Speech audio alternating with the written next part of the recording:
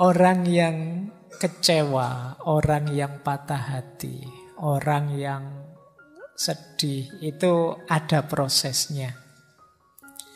Nah, ini ada banyak teori tentang itu. Saya ambil teori yang ini. Jadi patah hati itu diawali dari shock, kaget, tersentak. Kemudian dilanjutkan denial, menyangkal. Biasanya kemudian marah. Kalau marahnya reda, melakukan bargaining. Ketika bargaining gagal, dia mengalami depresi.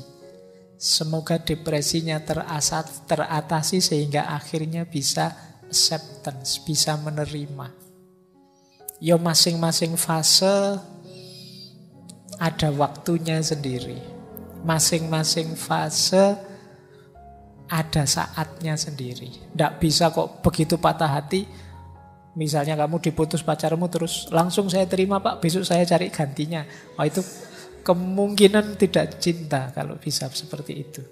Kalau cinta beneran tidak sesederhana itu ganti pasangan. Awalnya pasti shock. Shock itu kaget.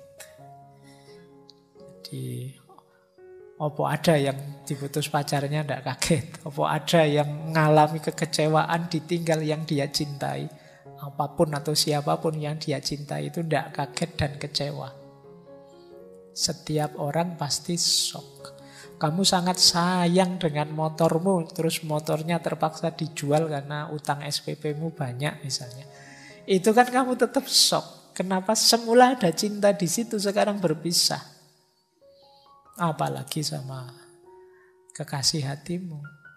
Jadi tidak ada orang yang cinta beneran. Sudahlah kita sendiri-sendiri saja, putus saja terus alhamdulillah itu. Ya kalau bisa begitu itu namanya tidak cinta. Cinta beneran pasti shock. Bahkan selanjutnya denial, menyangkal. Wong sudah jelas diputus, kamu masih enggak kok. Itu mungkin dia marahnya sementara, nanti mesti balik lagi kok.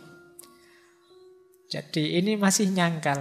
Ah enggak, ini mungkin hanya temporer saja. Ah enggak, ini nyangkal. Jadi enggak percaya aku. Dia bisa jauh dariku, masih menyangkal.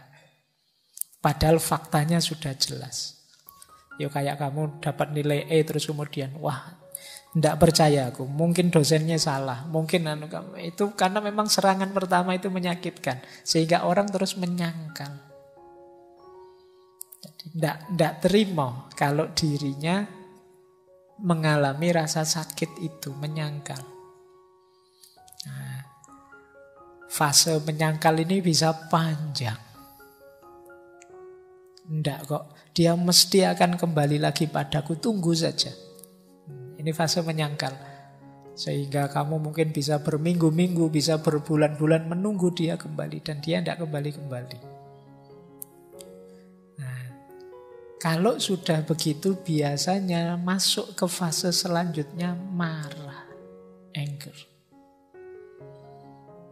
Marah ini ya macam-macam bentuknya. Bisa dilampiaskan kemana-mana, bisa menggerutu, bisa dipendam saja. Tapi ada fase marah. Mengapa kok harus aku?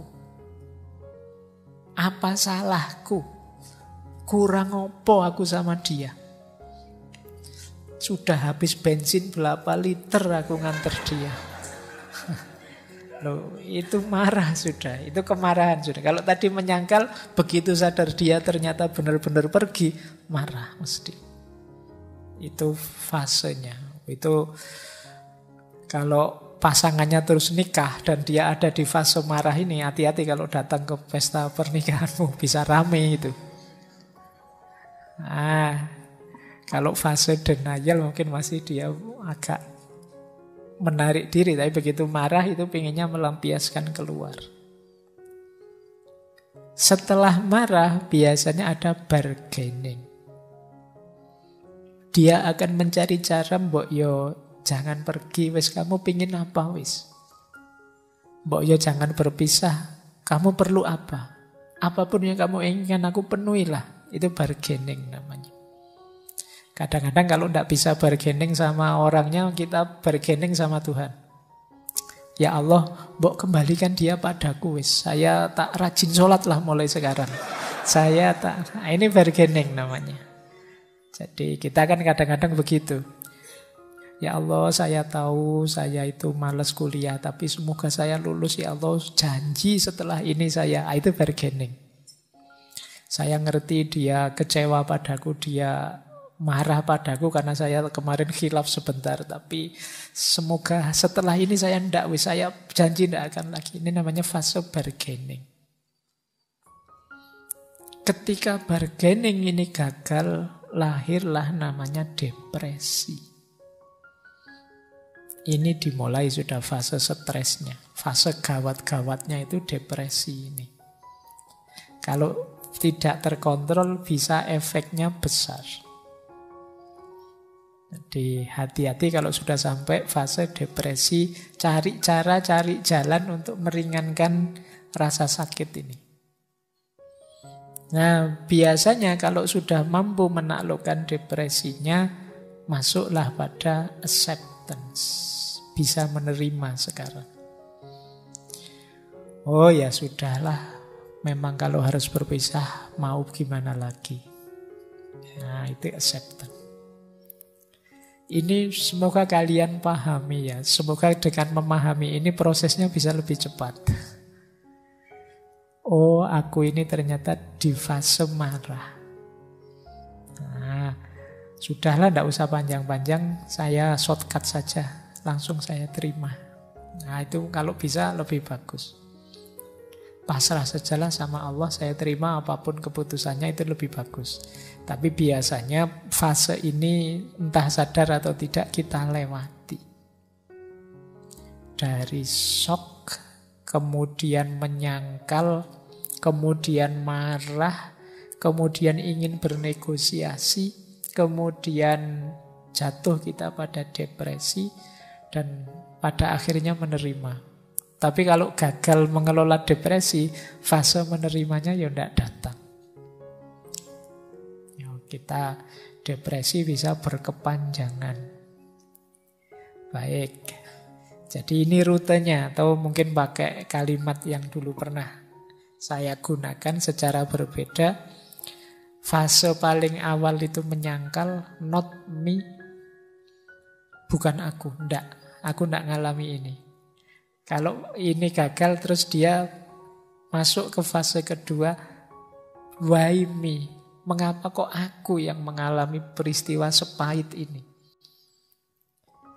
Kalau ini juga enggak terjawab, masuk pertanyaan ketiga, please not me. Tolong jangan aku deh, enggak kuat aku kalau ngalami yang seperti ini. Ini juga gagal, tanya lagi, why it's still me? Kenapa kok ternyata memang aku yang gagal ini? Ternyata memang aku yang ditinggal. Terus fase bargaining. Fase bargaining itu I will but. Oke lah, enggak apa-apa, tapi saya perbaiki lagi. Nah, itu yang selanjutnya. Kemudian slide hilang, Rek. Saya enggak tahu ini laptopnya mungkin habis baterainya. Sudah mancep tadi cuma enggak diklik. Iya, enggak apa-apa. Why me pertanyaannya. Oke. Nggih. Iki pemerintah Mas. Kalau tadi not me, tadi masih denial, enggak kok masih hidup kok. Ternyata diutuk, ternyata mati beneran. Pertanyaan jadi why me? Semoga tidak membuat teman-teman patah hati karena terputus.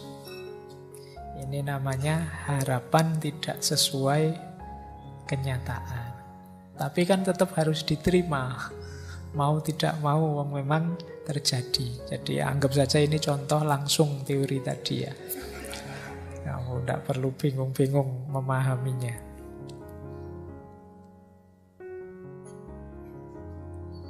Baik, tidak apa-apa ya terputus. Jangan khawatir, meskipun putus, selesainya tetap on time kok.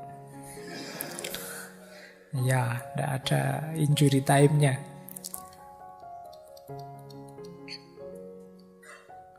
Oke, tadi sampai sini ya. Jadi ini sebenarnya sama dengan yang sebelumnya tadi. Shock, denial, anger, bargaining, depression, acceptance. Cuma dengan kata yang berbeda. Awalnya orang menyangkal, mesti bukan aku. Kok ternyata aku? Why me? Kenapa kok aku? Kemudian menegaskan lagi, mbok yo jangan aku. Terus kenapa sih kok masih aku? Why it's still me? Oke lah, mbok begini saja, itu bargaining. Tapi pada akhirnya ya diterima. It's okay, tidak masalah. Berarti sudah acceptance. Tapi ini prosesnya sampai it's okay ini panjang. Saya pernah baca buku itu paling cepat 6 bulan. Paling cepat loh ya berarti. Itu berarti bisa panjang. Ada ndak yang patah hati sampai hari ini terbayang-bayang terus? Nah, mestinya masih ada. Padahal patah hatinya sekian tahun yang lalu. Nah, kita menyebutnya tidak bisa move on. Tapi ya memang proses. Yang dalam diri setiap orang beda-beda proses sembuhnya patah hati ini. Patah hati dengan apapun, dengan siapapun. Wong yo kita berpisah dengan apapun siapapun di dunia ini kan pasti. Makanya kemampuan mengelola patah hati itu bagi saya penting. Mungkin saja kita tidak patah hati dengan pasangan kita, tapi pasti pada saatnya kita akan patah hati juga, berpisah juga dengan apapun.